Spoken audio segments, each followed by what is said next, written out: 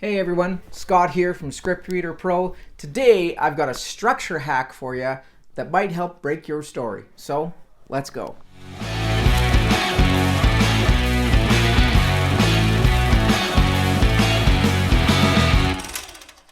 Hey everyone, welcome back to our YouTube channel. As I said off the start, we're going to be talking about movie structure today and a hack that can help you elevate your overall structure to make it easier for you to understand and for you to work through as you are creating your movie story. Okay? Now, nobody owns structure. Okay? Structure is just there. It's part of telling stories and has always been. It's a beginning and a middle and an end. The way that you put it together dictates what your audience is going to feel, what your story is going to read like and move like as you go through the spectrum of telling that story to your audience. Now, we've gone over things like sequences in a book of ours that you can pick up. Lots of different kind of gurus and such. They have different ways that they have coined when it comes to how to break down and analyze your structure, how to put your structure together in your movie, that sort of thing. It's essentially an easy way to understand how to make your structure work so that you have a solid backbone when you go to create your movie. Now, classic 3-act structure is always there, okay? Now, I'm going to be talking about it in 4 pieces today, okay? Which we're just essentially taking that second act and splitting it in 2, right? Your midpoint, which you normally hear in many different conversations about structure. But it's really easy to break it into these 4 pieces to understand the journey of your character through that story. And character is story. There isn't a story if there's no character to have it happen to. Now, this principle is something I picked up from someone, and they're an unknown person. They never said who they were, so I can't really credit them for it. But it's called the lead principle. L-E-A-D, lead. And those 4 phases of your story are what make up those 4 pieces of your structure. So the L stands for loner. The E stands for explorer. A stands for activist, and D stands for death. So these are the 4 phases that somebody goes through on a hero's journey of any sort, okay? And I'm not saying every movie has to follow every classic structure of a hero's journey to a T, right? That's not what it's about. It's about you taking what you learn and putting it in your toolbox and making it work for you. And if this helps you, great. If it doesn't, no worries. All right? But it's something that can help you really piece your story together well. Okay? Now, I'm going to look at a movie that just came out when I recorded this video, and it's called Unforgivable. And it's with Sandra Bullock, and she is a woman who has got out of prison after 20 years of serving time for killing a police officer. And it's about her journey of coming back into the world and not only assimilating into it and understanding where she fits and coping with it all, but she's also trying to find her younger sister that was taken into the system when she went to prison, and she's just trying to find her. And there's a deep story there, and if you haven't watched it, make sure you do. I'm going to not spoil the surprises in it, but I'm just going to break down her journey, okay? It makes it really easy to see how pretty much every story that gets made follows this, okay? So, starting off with the first principle, loner, right? The L in the L-E-A-D. So your loner is your first act piece, and this is essentially keeping in mind how your character is seen in the world or views the world, right? They are alone in some way. And even if they're in like a big family or a big friend group, they're still a loner in some way. Something inside of them, something they're dealing with keeps them at bay from people. Maybe they have walls up. Maybe they are completely alone. Maybe they feel alone because they're an outsider or a minority that isn't accepted, something like that. For Sandra Bullock's character in Unforgivable, she has just come out of prison. So she has nobody, like literally no one.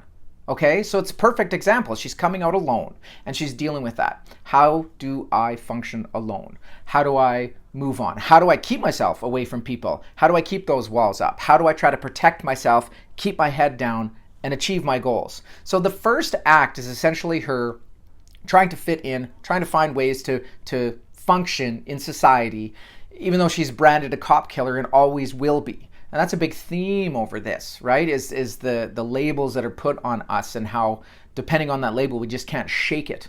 right? So the first act is that loner phase where your character will spend their time alone in some way as they're trying to figure out how to live their life, right? And then something happens, bam, and they shift from that first act into the second phase of their story, which is the first half of that second act, right? Act 2A, if you will.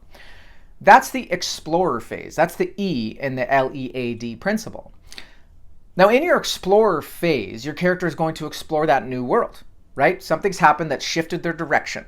And in her movie, she is trying to find that way. She's trying to contact her sister. She's trying to find work. She's trying to find a way to better herself and to achieve her goal of trying to contact her sister. They are blood. It's all she has left. It's a big piece of her story. So Sandra Bullock's character explores that new world. And the first half of that act, that's where you have your character exploring. This is where they're picking up little bits and pieces of information they may use later. This is where a lot of your setups come into the story. This is where they, meet new characters, pick up different pieces of wisdom, pieces of knowledge. They have a mentor character that's steering them places, helping give them information. But they're exploring, right? And they are reacting to everything in their story. And it's important that your character never feels like they have control. They should never feel that active control that their life is turning out how it is because they're choosing to have it that way. Okay? Your character is exploring. They're reacting to everything around them. And why that's important is because if your character is too active too early on, they don't have anywhere to grow. They don't have to realize they got to change in order to achieve their goal. So halfway through that movie, something happens to them that forces them to say, okay, you know what?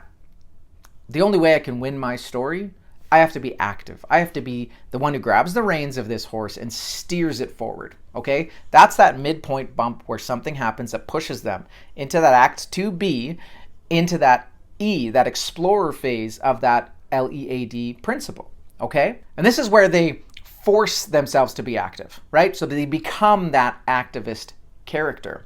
They take control. They say, I'm the only one who can make my story work. I'm the only one who can steer myself to that victory moment. Okay?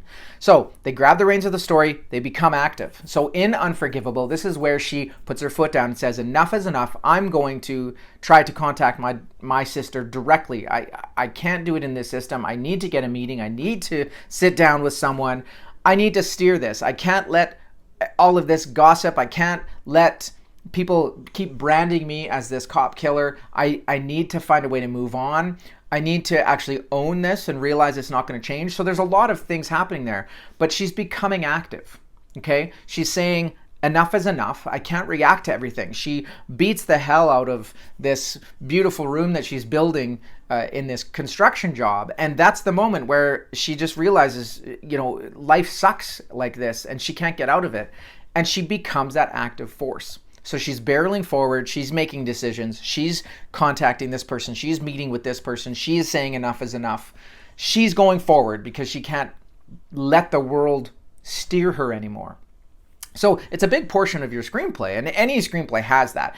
And the key to your character becoming active, if they don't become active enough, it's hard for us to root for them, right? You can't root for a character who isn't at least trying to make their life better, right? You say, well, they're obviously not worth it. I'm going to set them aside.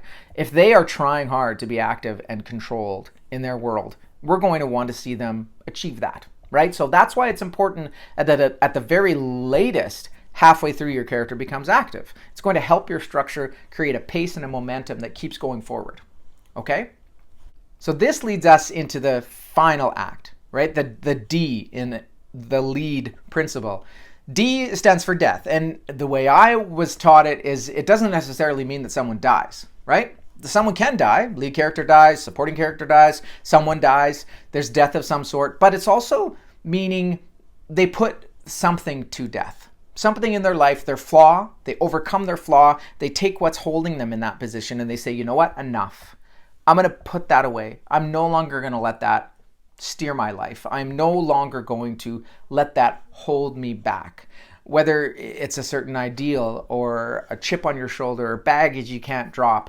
In Unforgivable, she realizes that the way she's living her life and the choices she's making and the things she's doing, they may lead her to her goal, but she has to continue to take ownership for what she's done even as the twist comes about. Okay? She needs to put to death this baggage that's on her shoulders, this guilt, this secret that she's holding.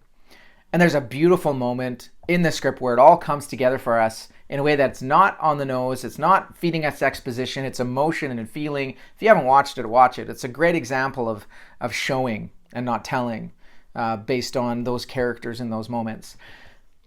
But there's a big moment in the end where death is imminent and someone is going to die. And there's a lot of drama in it. There's a lot of stakes involved. But there is this idea that the actions that we take, the choices that we make affect everyone, and life doesn't go on. It ripples and ripples and ripples. The choices we make affect everyone in our lives that we love. That's kind of the theme of the project. And so here she is in these moments, in this death phase, making these big decisions and realizing what she has to do and the sacrifices that she still needs to keep taking to get to that final place where she is victorious in her journey. So that's it. That's a basic classic structure with 4 pillars that make things up and make it easy. And if you follow that structure as you're piecing your story together, you can't really fail, right? Your structure is going to be sound because your character will have gone on a journey. They will start in that loner position. They'll be forced to go into their world. They'll choose to make that choice. They'll explore it. They realize they can't keep going. They'll hit that explorer wall and switch over to being the active force in their story. They're then going to move through that and get to that death phase and realize that they need to change, that they need to overcome their flaw, that they need to do something to put what's holding them back down. It's a classic structure. If you look at every movie out there that you love, it's probably in there in some way. So that kind of simplifies the hero's journey, the writer's journey through a story. And if you can use it, great. If it helps you, great. I have created a little template that I use when I plot my movies out.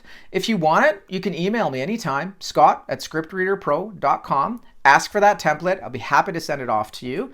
It's just a great way to break things down in easy pieces to make it less daunting to get through that process. And some people outline, some people don't. I see my outline as my first draft.